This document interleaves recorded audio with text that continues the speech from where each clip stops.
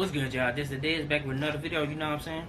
Sure, everybody, I tell you, this video I'm be doing a reaction video on, it's a video that was done by NBA Insider. Basically, they compared together like a personal documentary of the murder of Lorenzen, Wright, you know what I'm saying? So like, so I'm gonna get my reactions on that one. So like, if you're interested, definitely keep watching. I remember like actually seeing this like news clipping like live, like when it happened, you know what I'm saying? Cause I remember they reported it on, it was on NBA TV that, you know what I'm saying, Lorenzen Wright passed away. Which I was like, he looked familiar, but I was like, I still couldn't remember like who he was, you know what I'm saying? But then of course after they, you know what I'm saying, they went through his history, I was like, oh okay. Cause I think I remember him playing for Memphis. Yeah, I know it was Memphis for sure, and the Hawks, yeah. But you know what I'm saying, I was just like, dang, you know what I'm saying. Then over time, like I say, you hear about the story, it's just like, damn, but like, bro, it's just a cold-blooded murder. But then, you know what I'm saying, it's just whole thing just crazy, man. It's just like, damn. Like, but he was young too, man. I was like, damn, bro, how did you just murder the man like that? And cold blood, like, damn. Then, like I said, he had, like I said, the dispatch call. You know what I'm saying? He called basically was asking for help, or it was a call of distress, and then you hear the gunshots. I was like, damn. So, yeah, it's crazy though. Like I say, definitely R.I.P. to Lorenzen Wright, but like I say, it's crazy, man. Damn. Like I said, I'm just getting my whole reactions on that, then I get my thoughts on it afterwards, you know what I'm saying? So, like I said, if you're interested, definitely keep watching. So, without further ado, let's get into it. Guys, glad to have you here. Today on NBA Insider, I tell you guys another story, but not just any other story. This is a story that to this day is something that many NBA fans don't know about. This is the story of the mysterious murder of NBA player Lorenzen Wright. Now, I know many of you might not know who this player is, but by the end of this video, not only will you feel like you knew him, but you'll feel like solving the mystery yourself. Before I begin this video, I must let you guys know that some of the content in this video might be slightly disturbing, but knowing you guys, I think you'll be able to handle it. So with that being said, let's begin. Welcome to NBA Insider.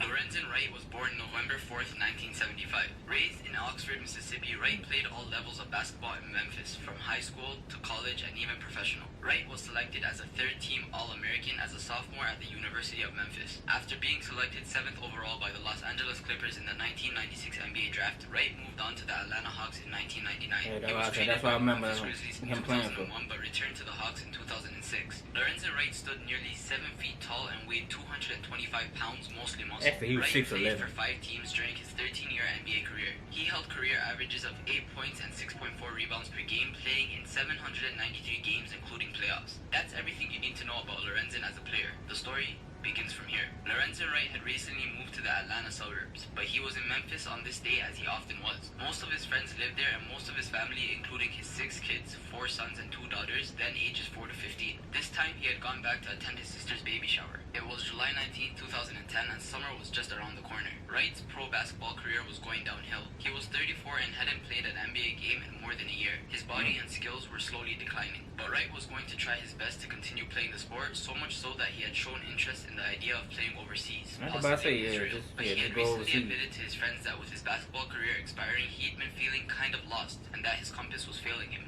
On this night, his compass had led him somewhere, but it was not somewhere that he wanted to be. That you could tell from his voice. This is the 911 conversation Lorenzen Wright had before his tragic death. Take a listen.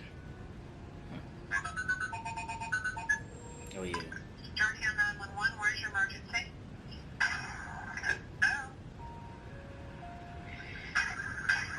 Hello? Like it's legit, like it's overkill, man.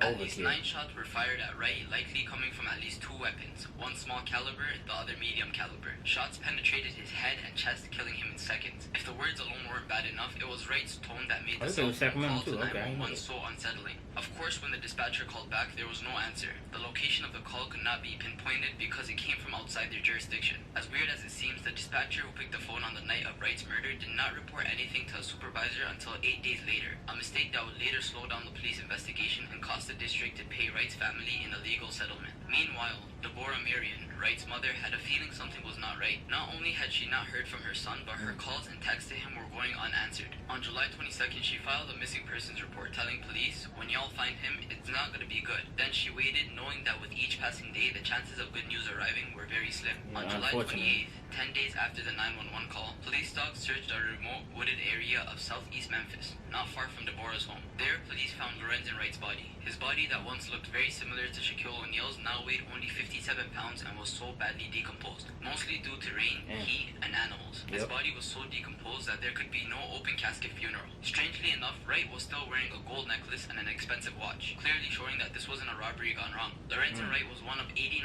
murder victims in Memphis in 2010. Though his date of death is listed when his body was found, he was most likely surely killed on July 19th when that 911 call was placed. So far, 3 questions are answered: the where, the when, and how of Wright's death. But the more important questions, who and why, are still unsolved to this day. 6 years after his death, there's still no suspect, no motive, and no answer. Although he was a McDonald's All-American with a full slate of college scholarship offers, he committed to the University of Memphis. After 2 seasons, he was drafted number 7 by the Clippers in the 1996 NBA draft, becoming a millionaire overnight. Wright was drafted to the Grizzlies in June of 2001. Wright's personality showed in his game. He could take over when necessary, but was perfectly comfortable bringing his energy and athleticism as a rebounder, shot blocker, and hustler. Wright opened a sports bar and spent a small fortune buying Grizzly tickets for family and friends. He spread his wealth around town like crazy, buying homes and cars and paying for friends and relatives to go to college. He bought shoes for high school teams and funded a youth league. Wright saw it as his duty to elevate as many Memphis friends and family members as possible. I wanted them to share in some of my success, Wright would say. And of course there was plenty of it. Wright played nearly 800 NBA games and earned more than $55 million in salary. By the end though, he was making a mess of his life, as the money and the fame would result in his ruin. Lorenzen would spend enormous amounts of money with little record keeping. By 2010, his $1 million home in Atlanta was being repossessed, as was another house in Memphis. He also had many questionable friendships. According to FBI documents, in 2008, you gotta watch who you keep around you, who you befriend. Mercedes-Benz sedan and an 07 Cadillac Escalade to a man named Bobby Cole. Cole was known throughout Memphis for his connection to Craig Petty's, the city's longtime drug kingpin who had ties to the Mexican drug cartel. In 2009, Petty's would plead guilty to 19 charges, including murder. He is currently serving 9 life sentences in federal prison without the possibility of parole. When Cole was indicted for drug distribution in 2007, he offered to turn over to the DEA vehicles he had purchased with drug money. That included the Mercedes-Benz and Escalade he had purchased from Wright, which were still registered in Wright's name. In 2012, Cole would be sentenced to 8 years for trafficking millions of dollars worth of cocaine into Memphis and millions of dollars in profit back to Mexico. It's unclear from the documents whether Wright knew of Cole's drug trafficking. Wright's marriage wasn't going good for him as well. Him and his wife, Shara Wright, were having a hard time with each other. They would split up and return with each other just to end up splitting up again. Eventually, in February 2010, they finally divorced. Wright was ordered to pay $26,000 a month in child support. He soon fell behind. Following his death, Shara alleged that she was a victim of domestic violence and that during the marriage, Lorenzen was juggling his woman. But she would then state that the violence or the relationship with other women was not what doomed their marriage. Lorenzen Wright's memorial service was an occasion rather than a funeral. Many NBA players, former teammates, and childhood friends attended, including Penny Hardaway, Zach Randolph, and Damon Stoudemire. Even NBA star LeBron James would tweet out his condolences to Wright as they were once teammates during Wright's long career. Following his funeral, Memphis became a city of detectives with everyone out to solve the crime. Many were well aware that the city's homicide unit was overworked and undermanned. Also, many people who had potentially had information were too scared to come forward. In 4 short days, the city had gone from grieving for a favorite son to going back to looking for clues. Wright's neighbors noted that on the night of July 19th, Lorenzen and another unidentified man had a bonfire in the backyard fire pit of Wright's wife's house. I thought it was strange, one neighbor told reporters, because it was like one of the hottest days of the year. When word leaked that Wright's body had been found, hundreds of people, including Penny Hardaway, arrived at the crime scene. Wendy Wilson, a former personal assistant to Wright who was in the crowd, urged police to look hard at his ex-wife, that being Shara Wright. Wilson would later claim to have voice recordings of Wright's wife, Shara Wright, threatening Lorenzen if she found him with another woman. Deborah Marion, Wright's mother, said she heard the recordings and the audio files were turned over to the Memphis police. Shara was reportedly $3 million in debt, and speculation in some corners was that this gave her a financial motive in Lorenzen's killing. Her lawyer went public shooting down that theory, telling the New York Daily News that Lorenzen was broke at the time of his death. The investigators questioned Shara initially, a common police practice when a spouse is murdered. She was the last known person to have seen him alive. On July 22nd, Shara told police that Lorenzen had left her home on July 19th with an unknown person in an unknown vehicle. What's more, she said he departed with cash and a box of drugs, and she overheard him say in a phone call that he was going to flip something for $110,000. He was then picked up by a driver she could not identify. She has since asserted that she never characterized the contents of the box as drugs. Basically, She lied. After the body was found, homicide detectives spent that weekend searching Shara's home, concentrating on the backyard fire pit. Shara was also reportedly called to appear before a grand jury. She was never charged. Another theory many people have is that Wright crossed a crime syndicate and was murdered as a result. Shara told investigators that 6 weeks before her ex-husband's disappearance, 3 men wearing trench coats had visited her home looking for Oh yeah, I her. remember There that, were yeah. also the cars that They Lorenzen trying to had sold proclaim Bobby it was like the and the mafia fact that killed Wright's jewelry and the watch were intact on the night of his murder, which suggested that this was a professional hit and not a robbery. Yeah, that's why I said they tried to make it seem like it There was the fact that the mafia body was hit or found just a something. few miles from the Memphis airport, which left people thinking that this could have been a hired assassination in which they would kill Wright and just jump on a plane. Months passed and there was no progress on the case. However, a spark in the case came lately in 2012. As part of his divorce settlement with Shara, Lorenzen had taken out a $1 million life insurance policy to benefit the 6 children. But within months of collecting it, according to public records, the account had decreased to $5.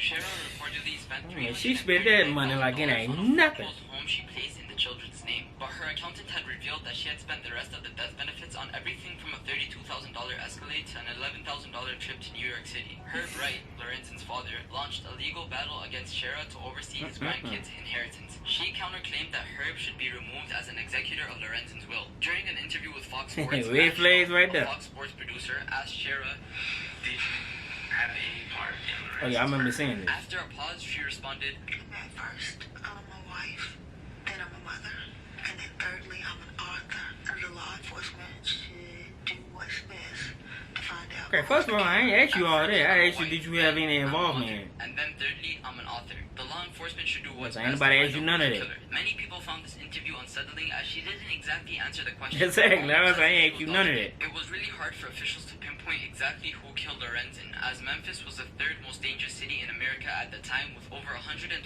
murders in the same year of Wright's death. The status of Wright's investigation is unclear. One member of the Memphis police force said that the case is as cold as it gets, but Wright's mother, Deborah, still looks to solve the mystery of her son's death. Her theory in the case centers she on did. both Shara and organized crime. Deborah believes that Shara certainly had a part in her son's death. She also believes that Memphis gangs were involved, and she has vowed to avenge the killing herself. She has gone so far as to prepare a notebook thick with instructions about her funeral and burial. I am not afraid of death, and I ain't playing, she says. Some of my family members are scared, but I'm not. You didn't bury anything you burst into this world, Deborah said, so you don't know what I feel. However, the one thing she does fear is for her 15-year-old son, Dominique Marion, Lorenzen's half-brother, who is undeniably a baller. He already stands about 6'4" and is starting to fill out his frame. Deborah says that when she watches him play, she's reminded of when she was watching Lorenzen, except this time she is devastated. She would tell him to quit playing so hard. When asked why she would say that, she responded, I don't want him to be as good as his brother. I don't need another NBA player. I just need a child that goes to work and takes care of his wife and kids, and that's it. I don't need another NBA player because all money is not good money. Lorenzen was an NBA player, a millionaire, knew everyone, and look what happened. He ends up dead and no one knows a thing.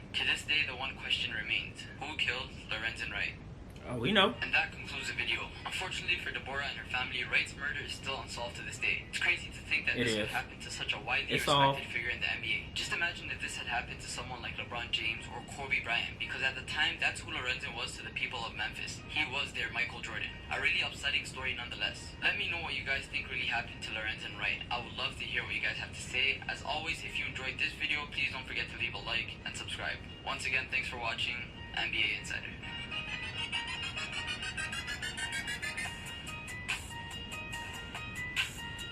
Yeah, but don't know, you know what I'm saying? Like I said, it's the whole situation with that, man, it's just crazy, bro. It's just like, damn, man, you murdered the man, but like I say, I mean, update to now, yeah, we all know who did it, which is, yeah, his wife.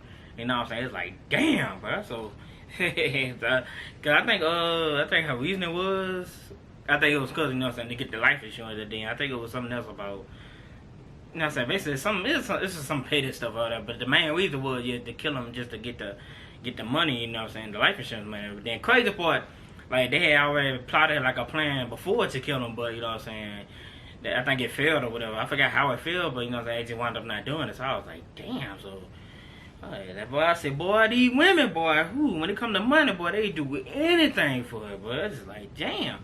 Then, like I said, as soon as she get the money, like, instantly, boy, she spent it like it wasn't nothing. Cause I think Lorenzen's sister said, she was like, cause she noticed too, like how, you know, how much she was spending the money. She was like, well, damn, like, okay, you spending this money, but I mean, ain't nothing else coming in, so why you spending it like that?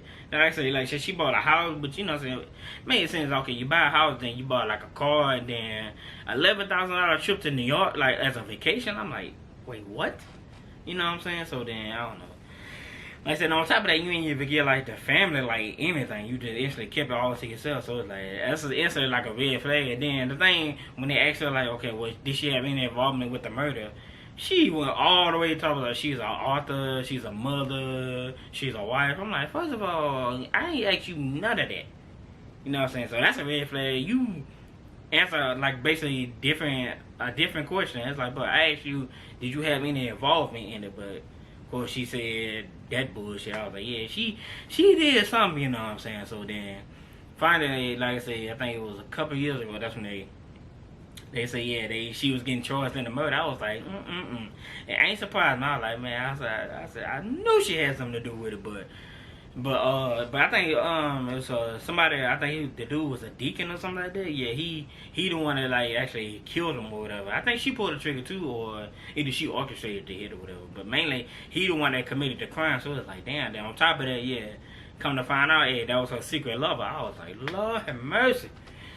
Lord, these women, but I don't get it, man. I can't be too trusting of them, man. Cause it's, like I said, instantly, if you see red flags right then and there, it's like, come on, bro. Like, jeez Louise, but I mean, man. Like I said, thank God, like I said, yeah, he finally getting justice, you know what I'm saying? Because, yeah, I ain't gonna lie, I give props to his moms, but like I said, hey, when she said she trying to find out who killed her son, like, but she wasn't playing, like, but she found out, you know what I'm saying? So, hey, kudos to her, you know what I'm saying? Hey, doing the, hey, that's what a mother's supposed to do, you know what I'm saying? You gotta protect your child, hey, do whatever it is you can, you know what I'm saying? Hey, she did that, yeah. Kudos to her, like I said, I'm proud of her for that, you know what I'm saying? Hey, that whole situation is crazy, but then, like I said, I think then the wife, yeah, she going to court like in a wheelchair now. I'm like, oh man, stop the cap, stop the damn cap, man. Now you trying to act like, oh, you just so unstable to go to jail. It's like, no, you going to jail. You know what I'm saying? But it's just, damn, bro. I feel bad for the kids though, cause it's like, damn, like the dad is dead because he was murdered by the mother, and then it's just like, same time, that's to your mother, so it's like, oh man, I don't, damn, bro, that's, whoo. I can't put myself in them shoes, cause it's like, damn, man, but like I said, at the end of the day, like I said, his murder was solved, you know what I'm saying? So, hey, finally, they got justice and the case is closed, you know what I'm saying? So, damn, like I said, R.I.P. to Lorenzen Wright, though, man. Damn. Bo he didn't have to go out like that, but he didn't, man. Like, he didn't. But yeah, like I said, yeah, that was my whole thoughts and opinions on that, you know what I'm saying? So, like I said, hey, like, comment, subscribe, also share my videos, whatever you want to do or whatever you can do, I'm down with it regardless of it. So until my next video, y'all already know what it is. I'll see y'all in a minute.